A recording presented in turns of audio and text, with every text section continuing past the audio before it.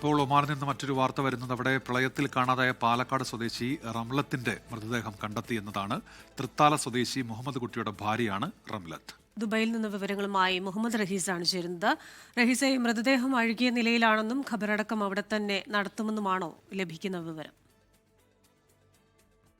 Christina, ആദ്യഘട്ടത്തിൽ ഈ മൃതദേഹം മകൻ യൂസഫിന്റെ മൃതദേഹത്തിനോടൊപ്പം ഒമാനിൽ തന്നെ ഒപ്പം നാട്ടിലേക്ക് കൊണ്ടുവരും എന്നുള്ളൊരു വിവരമാണ് ലഭിച്ചത്. പക്ഷെ എന്നാൽ ഏറ്റവും ഒടുവിൽ ഇപ്പോൾ ഈ മൃതദേഹം അഴുകിയ നിലയിലാണെന്നും ഒരുപക്ഷെ ഒമാനിൽ തന്നെ സംസ്കരിച്ചേക്കാം എന്നുള്ള വിവരമാണ് ഇപ്പോൾ ഒടുവിലായി ലഭിക്കുന്നത്. എന്തായാലും ഈ കഴിഞ്ഞ ദിവസം രാവിലെയാണ് ഈ റംലത്തിനെ കാണാതാകുന്നത്.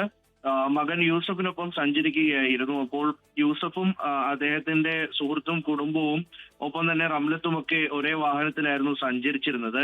ആ വാഹനത്തിൽ ഉണ്ടായിരുന്ന ആ വാഹനം ഒഴുക്കിൽപ്പെടുകയും അത് പിന്നീട് കാണാതാവുകയും ഒക്കെ ചെയ്തു. അങ്ങനെ ഒഴുക്കിൽപ്പെട്ടാണ് ആ വാഹനത്തിൽ ഉണ്ടായിരുന്ന 3 പേർ ഇപ്പോൾ മരിച്ചതായി സ്ഥിരീകരണം വരുന്നത്. നേരത്തെ ഈ റംലത്തിന്റെ മകൻ യൂസഫും ഒപ്പം തന്നെ സുഹൃത്തിന്റെ ഭാര്യയും ഒക്കെ തന്നെ മരിച്ച വിവരങ്ങൾ പുറത്തു വന്നിരുന്നു. അതിനുശേഷം ഈ ഷംല എന്ന സ്ത്രീയുടെ മൃതദേഹം ഇന്ന് രാവിലെയോടുകൂടി കേരളത്തിൽ എത്തിക്കുകയും ചെയ്തു. പക്ഷെ അപ്പോഴും ഈ യൂസഫിന്റെ മൃതദേഹം ഒമാനിൽ തന്നെ സൂക്ഷിച്ചിരിക്കുകയായിരുന്നു. പ്രത്യേകിച്ച് റംലത്തിനെ കാണാത്ത ഒരു സ്ഥിതിക്ക് റംലത്ത് ഒഴുക്കിൽപ്പെട്ട് പോയിട്ടുണ്ട്, ജീവൻ അപായം ഉണ്ടായിട്ടുണ്ട് എന്ന് കണ്ടെത്തിയതിനെ തുടർന്നായിരുന്നു ഈ നീക്കം. എന്തായാലും ഇപ്പോൾ റംലത്തിന്റെ മൃതദേഹം ലഭിച്ചിരിക്കുന്നു. സംസ്കാരം സംബന്ധിച്ച് ഏറ്റവും ഒടുവിലായിട്ടുള്ള വിവരം ഇത്തരത്തിൽ ഒമാനിൽ തന്നെ സംസ്കരിക്കും എന്നുള്ളതാണ്.